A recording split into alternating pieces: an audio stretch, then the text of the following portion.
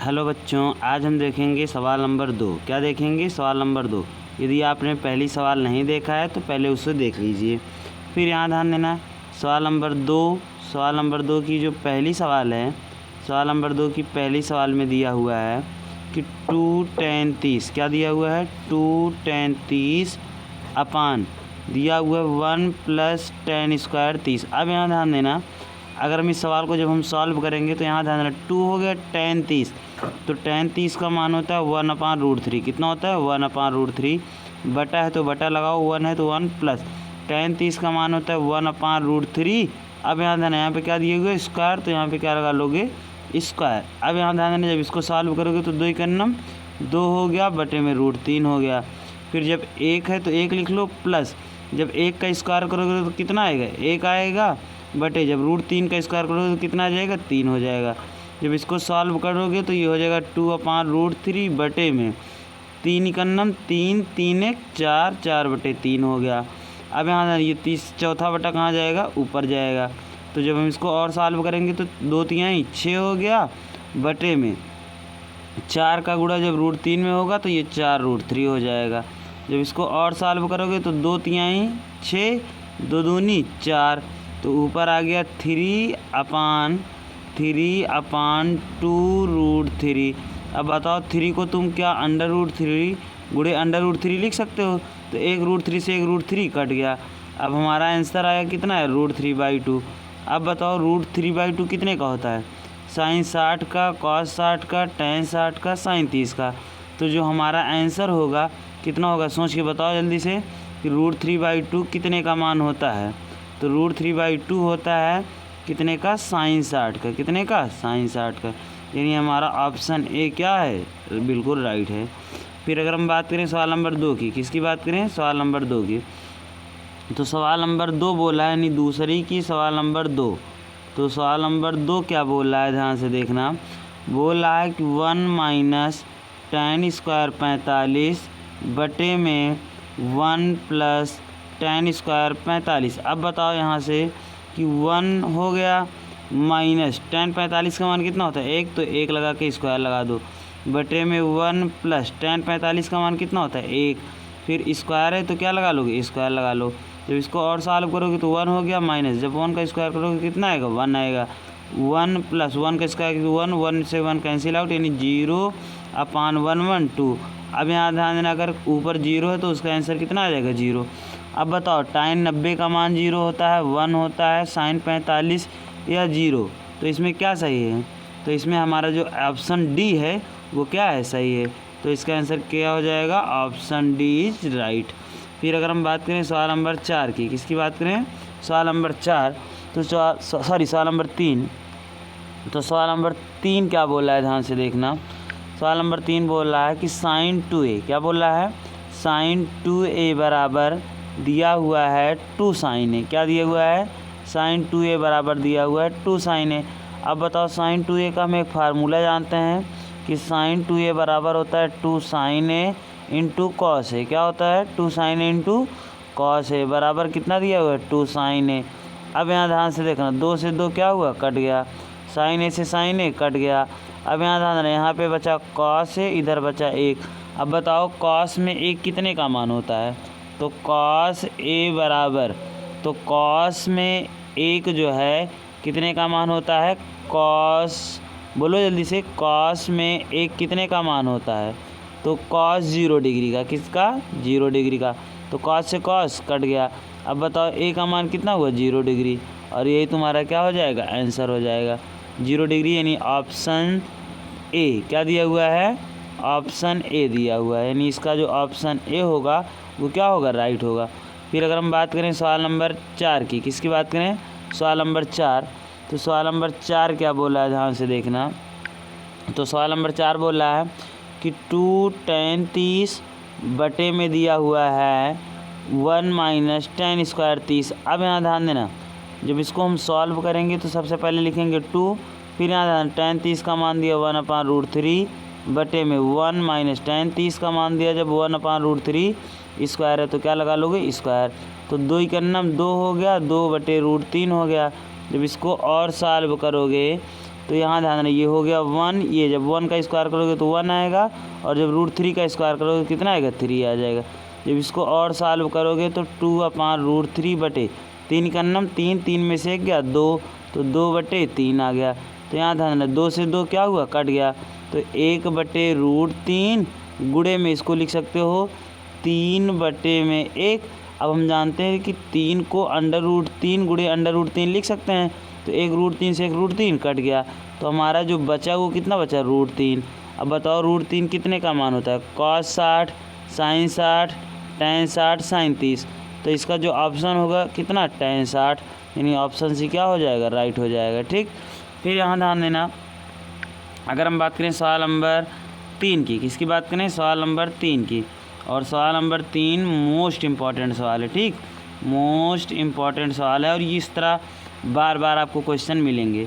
दिया हुआ है तीसरी सवाल कि tan a + b, क्या दिया हुआ है, tan a + b बराबर दिया हुआ है √3।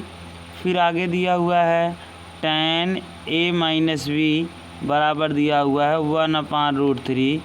तो तुमको a और b का मान बताना है, a और b का मान। अब यहाँ ध्यान देना, अगर हम tan a + b की बात करें तो अगर यहाँ पे tan है तो यहाँ जो बराबर में इधर दिया है देखना होगा कि tan में √3 कितने का मान होता है। तो tan a + b बराबर, अब √3 कितने का मान होता है, tan 30 डिग्री, कितना, 30 की 60 डिग्री, 60 डिग्री, कितने का, 60। तो tan से tan कट गया, यानी a + b बराबर कितना आ गया, 60 डिग्री। ठीक, इसको समीकरण 1 मान लो। उसी प्रकार 1/√3 कितने का मान होता है, 30 का, तो tan a - b बराबर हम यहाँ से लिख सकते हैं tan 30 डिग्री। अब बताओ tan से tan क्या हुआ, कट गया, यानी यहाँ से हम देख पा रहे हैं कि a - b का जो मान है वो कितना पाए, 30 डिग्री। तो यहीं पे ला के रख लो, तो a - b बराबर 30 डिग्री। इसको समीकरण 2 मान लो। अब यहाँ ध्यान, जब हम 1 और 2 को जोड़ देंगे तब ध्यान देना क्या होगा, इधर है a + b है और प्लस में इधर है a - b बराबर, यहाँ ध्यान, यहाँ पे 60 है और यहाँ पे 30 है।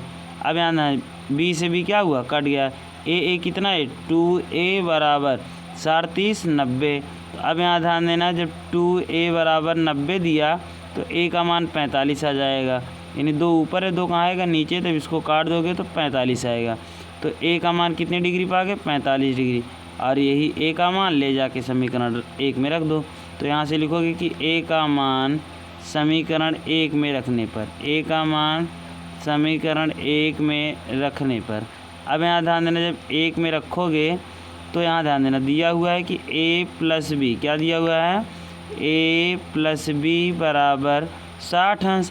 अब यहाँ ध्यान, a का मान कितना है, 45, तो a के स्थान पे 45 प्लस b बराबर कितना हो गया, 60। b बराबर, यहाँ से इधर प्लस में 45 उधर जाएगा तो माइनस में 45, और जब 60 में से 45 घटा दोगे तो कितना आएगा, 15 डिग्री, और यही तुम्हारा क्या हो जाएगा, आंसर हो जाएगा। ठीक, यही तुम्हारा क्या हो गया, आंसर हो गया। अगर हम बात करें सवाल नंबर 4 की, किसकी बात करें, सवाल नंबर 4, तो पहली सवाल बोला, इस 4 में पहली सवाल कि sin a + b, क्या दिया, sin a + b बराबर sin a + sin b। सवाल हमारी क्या है, दिया हुआ है, बताइए कि निम्नलिखित में से कौन सा सत्य है या असत्य है, मतलब सही और गलत बताना है, कारण सहित अपने उत्तर की पुष्टि करना है। तो यहाँ ध्यान, अगर हम a का मान ले लें 30 डिग्री और b का मान ले लें 60 डिग्री, अगर हम इन दोनों पे रख के बराबर आया तो हमारा क्या होगा, आंसर सही होगा। अब यहाँ ध्यान, साइन है तो साइन लिख लो, a के स्थान पे 30 लिख लो, b के स्थान पे 60 लिख लो, या उसी प्रकार यहाँ पर भी साइन a के स्थान पे 30 लिख लो और b के स्थान पे 60 लिख लो। अब यहाँ ध्यान देना, जब इसको हम सॉल्व करेंगे तो साइन हो गया 60 30 कितना होता है, 90 बराबर साइन 30, तो साइन 30 का मान, इसको भी ऐसे लिख लो, साइन 30 प्लस साइन 60। अब बताओ यहाँ से कि साइन 90 का मान कितना होता है, 1 होता है, साइन 30 का मान कितना होता है, 1/2, कितना होता है, 1/2, प्लस साइन 60 का मान कितना होता है, √3/2। जब इसको सॉल्व करोगे तो 1 + √3/2, क्या ये 1 + √3/2 कभी 1 के बराबर होगा, नहीं होगा, यानी ये क्या है, असत्य है। क्या है, इसका आंसर जो होगा क्या होगा, असत्य। क्योंकि कभी भी 1 प्लस √3/2 1 के बराबर नहीं होगा। ये हमारा पहला क्वेश्चन था, ठीक। फिर अगर हम बात करें इसी में तो क्वेश्चन नंबर 2 की, किसकी बात करें, क्वेश्चन नंबर 2 की, तब यहाँ ध्यान देना। क्वेश्चन नंबर 2 बोला कि थीटा में वृद्धि होने के साथ साइन थीटा के मान में भी वृद्धि होती है। बिल्कुल, क्यों, क्योंकि हम पढ़ते हैं कि 0 1/2 1/√2 फिर √3/2 फिर कितना होता है 1। अब बताओ, अगर हम साइन देख के रहे हैं कि अगर थीटा का मान बढ़ते जा रहा है तो मान भी क्या हो रहा है, बढ़ते, यानी 0 से स्टार्ट होकर कहाँ तक चला गया, 1 तक। तो ये दूसरा क्या बोला, सही बोला। सेकंड वाला क्या है, सत्य है, ठीक। अगर हम बात करें तीसरे क्वेश्चन की, किसकी बात करें, तीसरे क्वेश्चन की, तो तीसरा क्वेश्चन क्या बोला, ध्यान से देखना। ये तो क्वेश्चन नंबर 2 थे, क्या थे, क्वेश्चन नंबर 2 थे, ठीक। क्वेश्चन नंबर 3 क्या बोला है, ध्यान से देखना। तो क्वेश्चन नंबर 3 बोल रहा है कि थीटा में वृद्धि होने के साथ कॉस थीटा के मान में भी वृद्धि होती है। अब बताओ क्या बोल रहा है कि थीटा में वृद्धि होने के साथ कॉस थीटा, तो कॉस थीटा का यही उल्टा होता है क्या, जैसे हम साइन थीटा का पढ़े थे कि 0 फिर 1/2 1/√2 √3/2 फिर क्या पढ़े थे, 1 पढ़े थे। कॉस थीटा जस्ट इसी का उल्टा होता है, पहले 1 लिखोगे फिर √3/2 लिखोगे फिर 1/√2 लिखोगे फिर 1/2 लिखोगे फिर 0। याद है ना, साइन में बढ़ते जा रहा है जबकि कॉस में क्या हो रहा है, घटते जा रहा है। कॉस में क्या, घटते, जबकि ये बोला कि थीटा में वृद्धि होने के साथ कॉस थीटा के मान में भी क्या होती है, वृद्धि होती है। तो ये क्या बोला, असत्य बोला, क्या बोला, असत्य, क्या बोला, असत्य बोला, ठीक।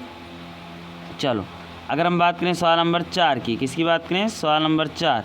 तो सवाल नंबर 4 बोला कि थीटा के सभी मान के लिए साइन थीटा बराबर कॉस थीटा।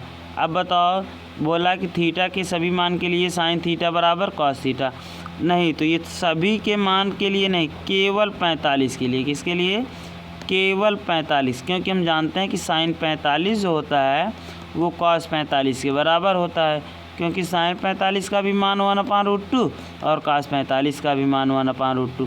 तो केवल किसके लिए, 45 के लिए, जबकि सभी के लिए नहीं। क्या बोला, ये सभी के लिए नहीं, तो ये क्या हो जाएगा, असत्य हो जाएगा, सभी के लिए नहीं, तो इसका कारण क्या होगा, असत्य लिख लो, ठीक। चलो अब बताओ सवाल नंबर लास्ट जो है इस एक्सरसाइज की, सवाल नंबर लास्ट क्या बोला है, ध्यान से देखना। बोला है 5वीं सवाल, a बराबर 0 पर काट a अपरिभाषित नहीं है। तो अब यहाँ ध्यान देना, काट a का मान कितना दिया, 0, a का मान 0। अब बताओ काट 0 का मान कितना होता है, काट 0 मतलब tan 0। अब बताओ tan 0 का मान कितना होता है, 0, तो 0 का उल्टा क्या होता है, इनफाइनाइट, क्या होता है, इनफाइनाइट। तो ये क्या बोला, सही बोला, यानी सवाल नंबर 5 भी क्या बोला, सही बोला था। ये तो तुम्हारी एक्सरसाइज थी और 8.2 ख़त्म हो गई। कल हम एक्सरसाइज 8.3 को पढ़ना स्टार्ट करेंगे, ठीक। वीडियो देखना, यदि पसंद आए तो चैनल को सब्सक्राइब और वीडियो को लाइक करना। मिलेंगे हम नेक्स्ट वीडियो में।